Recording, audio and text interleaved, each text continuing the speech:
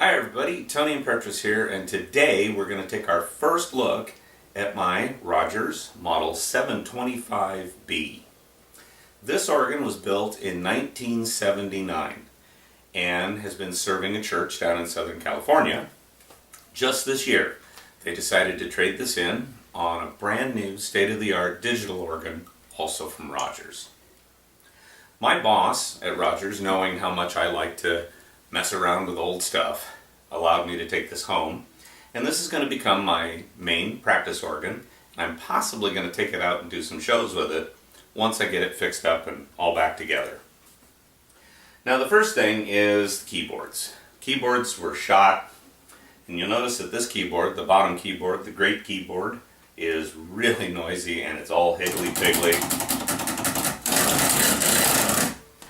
That won't do. The upper keyboard is all nice and clean and pretty quiet. Well, that's because the upper keyboard's been rebuilt. The pedal board's also been rebuilt. And so in a future video, I'm going to show you how I do that. I'm going to take this keyboard apart and let you see what we did with that to get it all working again. Now, if you look at some of my other videos on my channel, you will see the videos I did about the Schober organ, the home organ that I'm fixing up. And both this Rodgers instrument and the Schober instrument, built the same year, use essentially the same technology. But the difference is that Rodgers does it at a much more sophisticated level. The Schober instrument uses a single oscillator that goes through a divider network to create all 97 musical pitches. This instrument, on the other hand, uses an individual tunable oscillator for all 97 pitches. So just a little more sophisticated. The Schober organ uses a single filter circuit for each voice, and then the keys are routing the appropriate pitches into that filter card. The Rodgers system, on the other hand, uses an individual filter circuit for each note of each voice. So the sound from the oscillators comes into the back of a circuit board like this. The keying voltages come in, and when I hit a key, the keying voltage opens up a gate. The oscillator sound goes through the appropriate filter, and then we hear the appropriate sound. So just operating on a much more elaborate basis. And again, on another video, I'm going to show you the full tour of how the electronics go together on this instrument. The end result of doing it the way Rodgers did it is that at the end is that you have, it's a little more like a unit pipe organ. So when I play the keys, I hit the different voices, and those are being pulled the same way and connected the same way that the keyboard might be connected to valves in a pipe wind chest. The features of this instrument are that we have a moving stop mechanism. When I press the stops, they go down like they should. I have a combination setter that actually moves the stops. That's all very nice because then I can see exactly what's going on as I'm playing. And these are programmable, so I can set them to my liking and make rapid stop changes as I'm playing. It also has single expression. Everything comes in under, I can control the loudness of everything. It also has a crescendo pedal. So it's kind of like having an extra set of hands. It's turning on and off a sequence of stops for me, and I can make the organ bigger and smaller as I'm playing.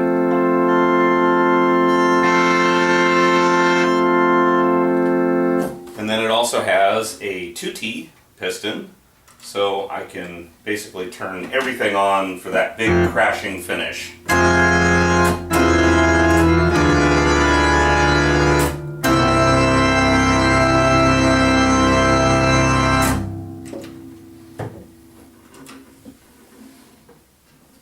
The audio system is 4 channels.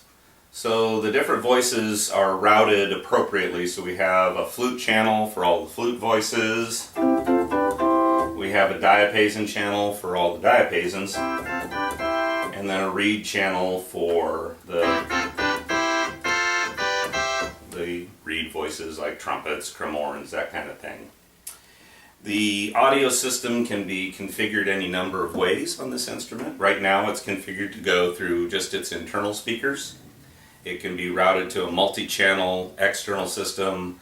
I can even use a combination of the internal speakers and the external speakers and set that up any way I want to. Now, this is where my true nature comes out, because I'm going to, of course, modify and customize this thing.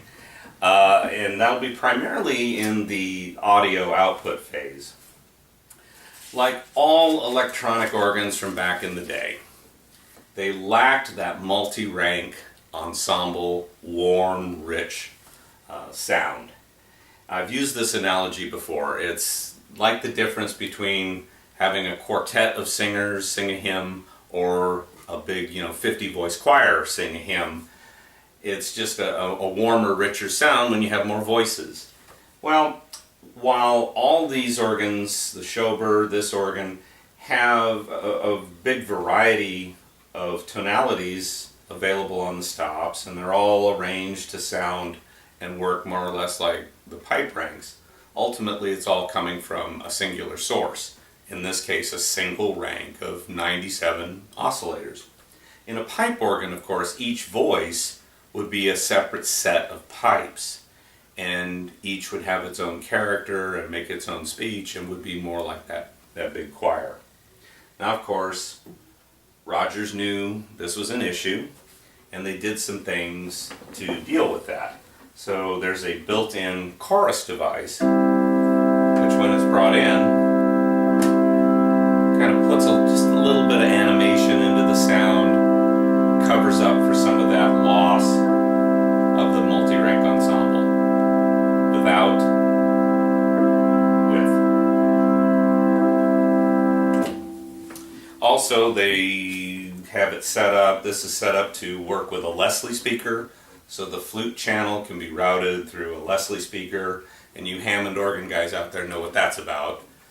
It also has a reverb system. The reverb is a spring tank reverb like you might see in the back of a guitar amp or in a Leslie speaker. And Hammond organ guys and guitar guys know that that spring reverb had a unique sound, and when you want that unique sound, you just got to have that spring reverb. Well, unfortunately, a spring reverb sounds kind of hokey in the context of this kind of an organ. So the way that reverb unit is plugged in, though, there's basically an effects loop in the back of the organ, and I can use that to run modern digital effects processors. So that I can bring in things like pitch shift, chorus, modulation, digital reverb, and those kinds of effects to really warm up the sound of this instrument and really create that multi-rank ensemble effect. And we'll be doing some videos when I make those modifications so you can see exactly how I put all that together and make that happen. So I've got, that's it for this instrument today. Of course, got several more videos in the works. We're going to show you everything I'm doing to the Schober organ. Of course, everything I'm doing to this organ. We're going to see the keyboard rebuild, all the electronics, and all the audio modifications as they come into play. And you Hammond organ guys out there, you don't want to miss this. I own a Hammond Model A from the very first year of production. That's right, 1935. And I'm going to be restoring that down the road. And so all of you, please subscribe to my channel so you can see everything that's going on with these instruments and everything we're doing in the future. And thanks for watching.